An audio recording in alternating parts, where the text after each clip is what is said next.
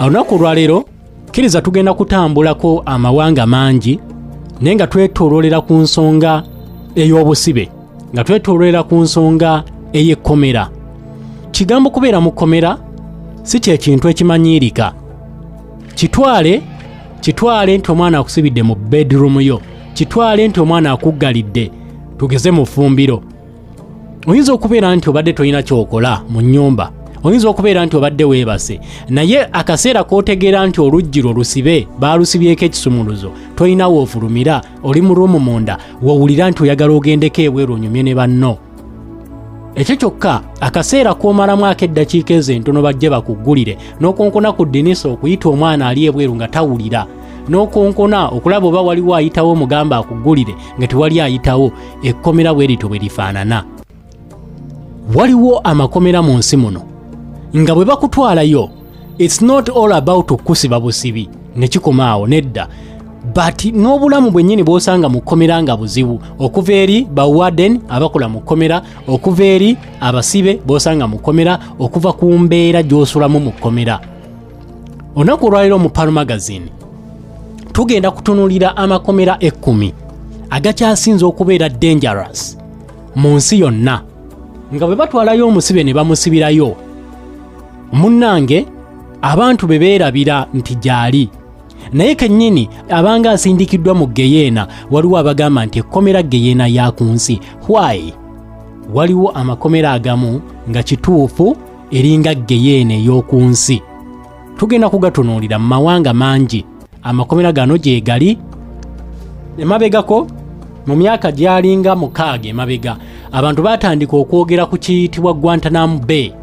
Ekkomera eryo eryali liddukanyizibwa America lyasibiramu abalwanyi aba Al-Qaeda be yagendanga maaso n'okulabika nti ekwata bannalukalala, ne basibira eyo, ne batuusako ebibonerezo bingi nnyo, ne babanyiga, ne babakolako buli kikolwa kyonna eky'effujjo nga bikolebwa ku basibe abaakwatibwa mu bikolwa eby'ekitujju, nga bagamba nti be batujju abatega bbomu mu September 11 September attack ya 21 ey'eggwanga erya America. Bakwata abantu bano ne babasibira mu Guantanamo Bay eryaddukanyizibwanga America. Ebyaliyo byali bingi, baabonaabona nnyo, baatulugunyizibwa, wadde abamu bagenda maaso n'okulabika nti munnange bateebwa. Naye nga tuvudde ku maaso gatunuuliza Guantanamo Bay ng'ekkomera, ngenda kulambuza amakomera amakakali, amakomera amazibu. Tujja genda mawanga nga Russia, otegeere eyo bo abantu abasiba batya. Tujja genda mu ggwanga nga North Korea, otegeere e North Korea y'amakomera gayo gafaanana gatya. Eggwanga erya Thailand, Bangkok, amakomera gayo gafaanana gatya. Waliwo mu ggwanga erya America amakomera agaliyo nga toyoya kugabeeramu.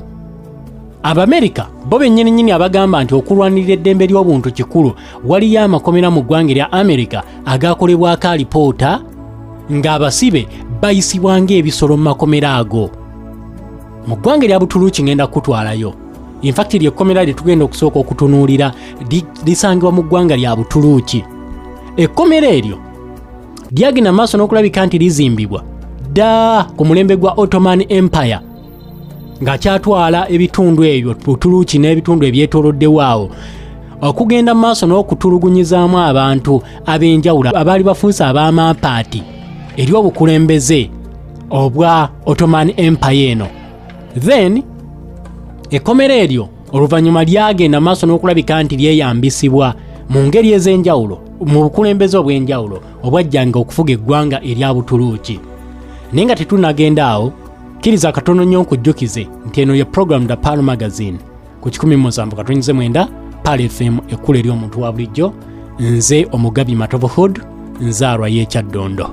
Nga bwe nkugambye, tetugenda kutunuulira amakomera 10 agasinga okubeera ag'obulabe mu nsi yonna. Amakomera gano galwankingibwa according ku basibe abasibibwayo, ekyo kimu, ebikolwa ebikolebwayo 2, tocha ekolebwayo 3, emirambo egigwa mu kkomera eryo, then n'obukambwe obwabatwala amakomera ago. Tugenda tandikira mu ggwanga erya Butuluki. Butuluki wazimbibwayo ekkomera baliyita Diyarbakir Prison. Diyarbakir Prison lisangibwa mu kitundu ekitibwa Diyarbakir mu maserengeta ag'obuvanjuba bw'eggwanga erya Turkey. Ekkomera lino nga bwe nkutegeezezza nti lyasooka kukozesebwa dda ku mulembe gwa Ottoman Empire, lyaddamu okuzuukusibwa mu mwaka ogwa 1908 oluvannyuma lw'eggwanga erya Butuluuki okubeeramu okuwambibwa kw'obuyinza. Waliwo omusajja bamuyitanga General Kenan Evren, yawamba obuyinza ng'ali wamu ne bajjeno banne mu mwaka ogwa 1908 n'ebeera ku ey'okusatu eyabeerawo mu ggwanga erya Butuluuki. Ennaku z'omwezi zaali 12 Septemba 1908 bano ne bawamba obuyinza. Okuwambibwa kw'obuyinza okwasooka mu ggwanga lya Butuluuki kwaliwo mu mwaka ogwa 1906. Ne baddamu ne bawamba obuyinza mu mwaka gwa 1971. Kati ku ey'okusatu n'ebeerawo ng'ennaku z'omwezi 12 omwaka gwa 1908. Bannamagye bano bwe bamala okulabika nti bawamba obuyinza, bwaliwo abantu bangi abagenda maaso n'okulabika nti bakwatibwa. Military administration ene yali ewambye n'ebasindika mu kkomera eryo eryafuulibwa martial law military prison, nga liringa kkomera ly'amagye gye baasibiranga ab'oludda oluvuganya, gye baasibiranga abaali ab'amampaati mu by'obufuzi by'eggwanga erya Butuluuki. Ekkomera eryo lyagenda maaso n'okulabika nti lisibibwamu abasibe bayitirivu nga bw'okiwulira. Bano oluvannyuma lw'okubamba obuyinza baavayo ne balangirira ne bagamba tuweze paalamenti ey'eggwanga erya Butuluuki. Butuluuki tegenda kubeera na paalamenti, tegenda kubeera na constitution ne bagisuspendinga. Ne bateekawo ban to all political parties mu ggwanga erya Butuluuki, ne baweera ebibiina by'obufuzi byonna mu ggwanga lya Turkey. Trade unions ne ziwerebwa kw'ossa ne organizations endala ne baziwera. Emyaka ena gye baamala nga bafuga under military rule nga tebannagenda mu democratic government mwaka ogwa 1984, bannansi b'eggwanga erya Butuluuki baasanga akaseera akazibu. Bwe baasibibwa mu makomera gano ag'abannamagye, abantu abaali tebakkaanya na bannamagye baali bawambye buyinza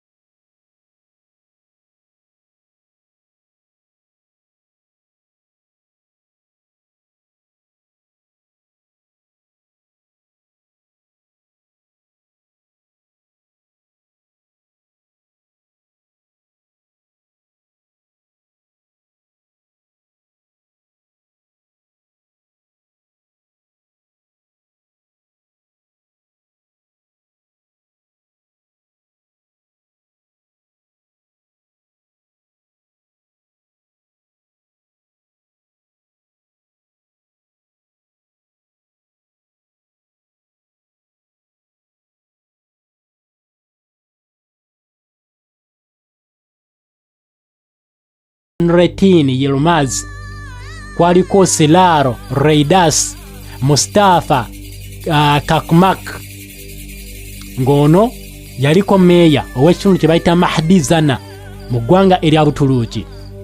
N'abalala bangi abamu ku bo bagenda maaso ne bafiira mu kkomera bannabyabufuzi mu kkomera lino nga ekibatta mu kkomera lya Diyarbakir ng'ekibatta bikolwa bya kutulugunyizibwa ate nga tebafuna bujjanjabi. Ekifuula ekkomera lino okubeera ekkakali, baateekangayo disco, ne bateekayo theatre ey'okuzanyiramu emizannyo, ne bateekayo ebinaabiro ebirungi ddala. Abagwa ku seminti n'omusanga nga yakaze. Lwaki? Bamugamba genda onaabire mu kinaabiro kitemagana nga muntu, kumbe tagenze kunaaba. Bamugamba yanguwa ogende wali onaabe mu kwanguwa, n'agwa oyo n'akutuka oba n'abeera mu mbeera nga nkakali. Baagenda maaso n'okubakolako ebikolwa bingi. Waalingawo enkola eya systematic beating, okubakubanga olutakya, okubasika enviiri, kwata enviiri n'akukulula okuva wano paka eri ng'akutta enviiri zasika. Abasajja abaabeeranga mu kkomera lino bagamba nti prisoners were striped naked, baabakubanga kibooko nga bali bwereere bali okunya, toyina wadde akagoye ku mubiri, ne batandika okutema embooko. Abamu baabateekanga mu solitary confinement, akasenga akatono ennyo akafunda, n'okayimiriramu okuva ku makya, okuva leero ku makya paka enkya ku makya nga toyinawo, tosobola kutuula. Bw'otuula tojaayo. Oyagala okwebaka otuula n'okoowa, n'oyimiriza n'okoowa. Bw'oyagala okwebaka weesigama kisenge nga n'amagulu tosobola gagolola, gakufuuyirira. Bw'owulira nti oyagala gagolola ng'oyimirira, bakuteeka eyo okumala ebbanga, okumalamu amampaati. Byonna byaliyo mu kkomera. Tebaakoma okwo, bayitanga mu nkola eya intimidation, okutiisatiisa. Okwata omusibe ne babanga abamusuula mu nnyanja, ennyanja erimu ggoonya, n'otya ng'olaba obulamu bugenda, ne bakwata oba ne bakuteeka ku kizimbe waggulu, ne baagala okkuta ogweyo wansi, nga bakola ebikolwa bwe bito ku basibe. Then ekikolwa ekyasinga okuluma ennyo abasibe ab'enjawulo, kwaliko kapiteeni yali atwala ekkomera lino, bamuyitanga kapiteeni Esati Akitai Yildiran. Yildiran yayina embwa ye German Shepherd. Embwa eno yali ntendeke, ng'abasibe babajjamu engoye. Embwa ne zigenda maaso n'okulabika nti zibaluma, naddala mu bitundu ebyekyama. Tezikoma kulabika nti zikola ekyo. Embwa eno yagendanga maaso n'okulabika nti ebakolako effujjo ery'amaanyi kuba yali trained. Yayina embwa bagiyitanga Joe, ng'abasibe bakakirwa okugikubira salute nga bw'okubira omuntu afande, n'embwa ng'oteekwa oggikubira salute mu kkomera eryo. Bingi ebyakolebwa ku bantu, okubateeka mu byuma ebyabanyiganga embiriizi, okubanyiga ebitundu ebyekyama, n'ebikolwa bingi ebyabakolebwangako, okubakuba emisumaali mu ngalo, kw'ossa n'okugenda maaso n'okubalumisa emisumaali ne bakugamba omusumaali ogwo njagala guve mu lubaawo mwe guli, naye njagala olume mulume, okugukuula mu lubaawo, amannyo n'omaliriza nga tosigazza.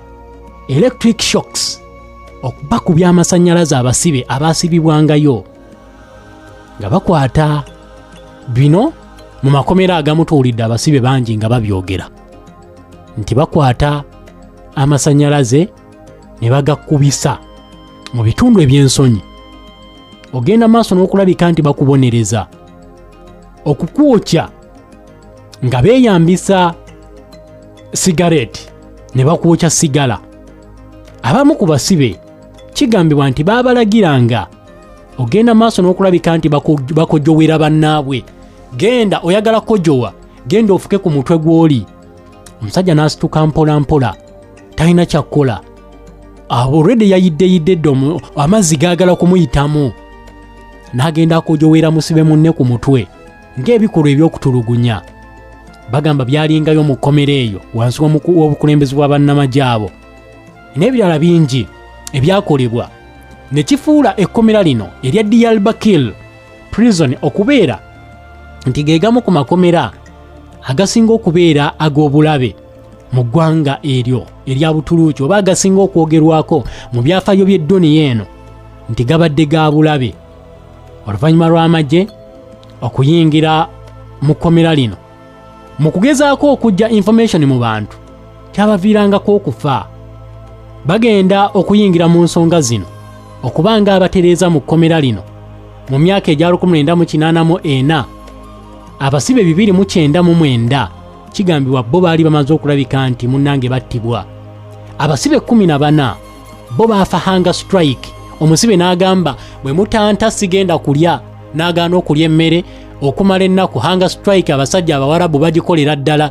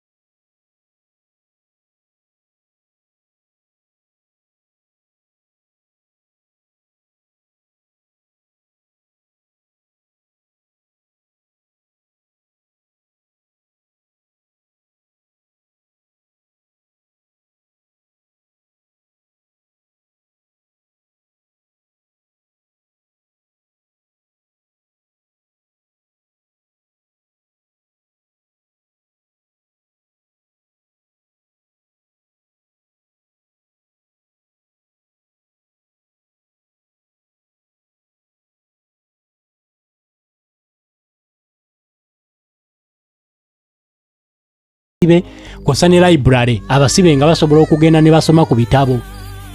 Obusenge bw'ekkomera buli kasenge nga kabalirirwamu obuwanvu bwa fuuti 9 ze mita 2 n'obutundutundu 7 nga kali 9 by 5 fuuti 9 ku 5. Ekitanda kyo ky'osulako kiri fuuti meka? Osanga ekitanda nga kiri fuuti 6 ku 6 oba 5 ku 6 oba 4 ku 6 oba fuuti 3 ku 6. Kati fuuti ezo ez'ekitanda kyo oyongerako bwe oyina 6 ku 6 yongerako fuuti 3 otooleko fuuti 1 ojja weza akasenge k'ekkomera erya Alcatraz prison eryali mu ggwanga erya America. Mwalimu ebitanda tebasulanga ku ttaka, basulanga ku bitanda nga bivanishingiddwa bulungi, deski nga mweziri, wash basin ebbafu ze basobola okunaabisa abasibe zonna nga bisangibwa mu kasenge ako, nga mulimu toyireti kw'ossa n'ebintu ebirala. Blanketi abasibe ze beeyaliranga ze bagendanga maaso n'okulabika nti beebikka n'ebirala bwe bityo. Wabula byaweebwanga abasibe according to their race. Oli muddugavu, oli muzungu. Mwalimu obusosoze mu kkomera eryo. Racial segregation yali nnyingi mu myaka egyo. Waliwo etteeka baliyitanga Jim Crow Law oba Jim Crow Laws. Gaali mateeka agali gaabagibwa nga gagenda maaso n'okulabika nti gaawula mu mawanga naddala mu maserengeta ag'eggwanga erya America. Okwawula mu langi, bakaddugala baabasibanga bokka n'abazungu nga babasiba bokka. Mu kkomera lino waalingawo abasibe be baawanga ebibonerezo ebinene n'okusingira ddala bakaddugala abaayinanga effujjo. Waliwo obusenge 6 obwali bwazimbibwa bo nga buli separate bokka, mu mabbali gaabwo nga waliwo ebinnya ebiwanvu ddala. Singa bakuteeka mu busenge n'otabonerera nga bagenda kukuteekamu ebyo ebinnya ofune ekibonerezo ekisinga ku ebyo bye baali bagenda mu maaso n'okulabika nti bawa abasibe ab'enjawulo. Abasibe abalina behavioral problems ng'alina ekizibu ky'empisa ng'empisa nvundu mbi, ebibonerezo ebikakali bye byalamulanga bano okubamalamu amampaati. Abasibe n'abakozi b'ekkomera oba abasirikale baalyanga emirundi 3 buli lunaku. Kwaliko eddwaliro nga lyali waggulu wa dining hall we waali eddwaliro gwe bagendanga maaso n'okulabika nti babajjanjabira. Prison corridors oba obukuubo obusangibwa mu kkomera lino bwagenda maaso n'okulabika nti butuumibwa amannya, abasibe baabutuuma amannya. Waliwo ke bayitanga Broadway corridor, Michigan Avenue, New York, Chicago.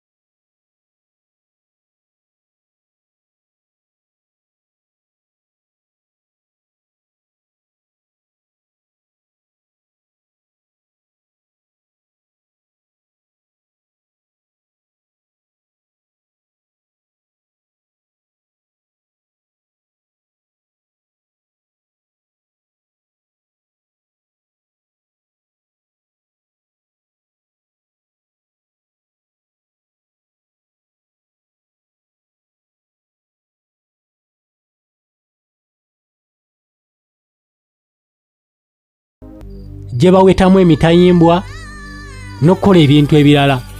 Wabula bano bakozesa omukisa ogwo ne baagala okutoloka, bagenda maaso n'okulabika nti munnange bawenjezebwa, ne batuuka okulowooza oba baafudde. Bwe badduka baagwa mu mazzi ne basooka beekuumireyo okumala ebbanga ne babbira ne bawangalirayo. Abasirikale ne babanoonya nga tebabalaba, wabula mu mazzi eyo gye bawangalira ebbanga eddene baali batya okukubwa amasasi era gye baafiira. Wayita ennaku mbale amazzi gaddamu gabasesema ne gabakomyawo ku lukalu, bagenda okutunuulira ng'abasibe baafiiriddeyo. Komera lyali lisangibweyo mu ggwanga lya Amerika, agamu ku makomera agakyasinze okubeera amazibu. Ogenda kukkiriza katono nnyo sooka enkole ku nsimbi nzigyo bakawa bakama bange buno. Bwe tukomawo tugenda kwongera tutunuulira amakomera amalala mu mawanga amalala. Tujja gendako munda mu ggwanga erya Russia, tunuulire ekkomera, waliyo ekkomera nalyo liri ku bizinga naye ziwunga bw'okiwulira. Then tujja gendako ne mu ggwanga erya Syria, twongere okwetegereza. Tetujja kugamalayo olunaku olwaleero okusinziira bwendaba akadde akasigaddeyo. Then n'ebikwata ku makomera gano bye nina okulabika nti nkutuusaako bingiko okusinga ku kadde ke tulina. Agana abagasigadde tujja gakwata ku lw'omukaaga olujja insha Allah. Batekkiriza nsooke nve mubaka buno katono nnyo. Bwe nkomawo twongere okutunuulira amakomera amalala agasinga okubeera ag'omutawaana mu dduniya muno. Amakomera agasinga okubeera ag'omutawaana mu nsi yonna oba mu dduniya ya Mukama Katonda eno. Kkiriza tugende ku kkomera erisangibwa munda mu ggwanga erya Russia. Mu Russia eyo waliyo ekkomera baalikazaako Black Dolphin Prison. Black Dolphin Prison eno Federal Penitentiary Service of Russia mu kibuga ekitibwa Orenburg Oblast be batondawo ekkomera lino. Ogenda maaso n'okulabika nti bali operatinga. Lisangibwa mu katundu bakayita Solo Eleski mu Orenburg Oblast Russia, kumpi ku njegoyego ya boda oba ensalo eyawula Russia kw'ossa n'eggwanga erya Kazakhstan. Ekkomera lino erya Black Dolphin Prison gegamu ku makomera agasinga obukadde mu ggwanga lino erya Russia. Ekkomera lino likkiriza abo bokka abasibe abaweebwa ebibonerezo ebinene ddala, gamba nga life imprisonment, baamusiba bulamu bwe bwonna, life sentences, then n'abo abalindiridde okuteekebwa kalabba. Ekirituumya Black Dolphin Prison kye kibumbe ekinene ddala ekyagenda maaso n'okulabika nti kibumbibwa ku mulyango oguyingira ekkomera lino, ekiraga ekitonde kye bayita dolphin oba ekyennyanja kye bayita dolphin. Dolphin bayinza kivunula tutya, tuyinza kivunula tutya mu Luganda? Ekyennyanja nga kinene ddala ekyazimbibwa, kino kyabumbibwa basibe abali ku kkomera lino ne kiteekebwawo ne kitonebwa bulungi ddala. Era bw'otuukawo kyosooka okulaba kino ekyennyanja ekiyitibwa dolphin ne kisiigibwa langi enzirugavu. Ekkomera ne balituuma Black Dolphin Prison. Ekkomera lino lyafuuka munnange ekkuŋŋaanyirizo ery'abasibe abaali bateekwa okukola emirimu egy'obuddu oba okukola ng'abaddu ku mafaamu g'abantu. Okuva mu mwaka gwa 1745 ekkomera lino lyaliwo era nga lyatondebwawo wakati mu rebellion eyaliwo ey'amaanyi nga bagezaako munnange okuguguba oba giyite Pagachevusi Revolution mwaka 1733 paka mwaka gwa 1775. Abantu beekalakaasa beekyanga munda mu ggwanga erya Russia mu Russian Empire. Oluvannyuma lwa Catherine owookubiri ogenda maaso n'okulabika nti awamba obuyinza mwaka gwa 1762. Wano we batandikira enteekateeka ey'okwekalakaasa kye batuuma Pagachev Rebellion. Then yafuuka enkulungo ey'okusibiramu abantu abalina okulabika nti badipootingibwa okuva mu ggwanga erya Russia baddizibwe mu mawanga gaabwe, kosa n'abo ba robbers abaali babbisa emmundu nga balina okubasibira ku kkomera lino. Abasibe kati abaliyo abagenda maaso n'okukuumibwayo be basibe abalina ebibonerezo ebinene ddala, gamba nga ba robbers, abanyazi ab'emmundu, ba molesters, ba murderers abatemu, ba terrorist, ba cannibals abasezi, kosa ne ba serial killers be basibibwa mu kkomera lino erya Black Dolphin Prison. Abasingayo obungi bali ku bibonerezo bya life imprisonment, era okulabika nti bakkiriza abasibe ab'ekikulanga kino bokka be baba basibibwayo kyatandika ng'ennaku z'omwezi 1 Novemba mwaka ogwa 2000. Ekkomera lino liri isolated, lyateekebwako ebijji 3 eby'ebyuma nga bino bigenda maaso n'okulabika nti munnange binywezebwa buli kaseera. Ekkomera bali monitalinga nnyo nga bw'okiwulira.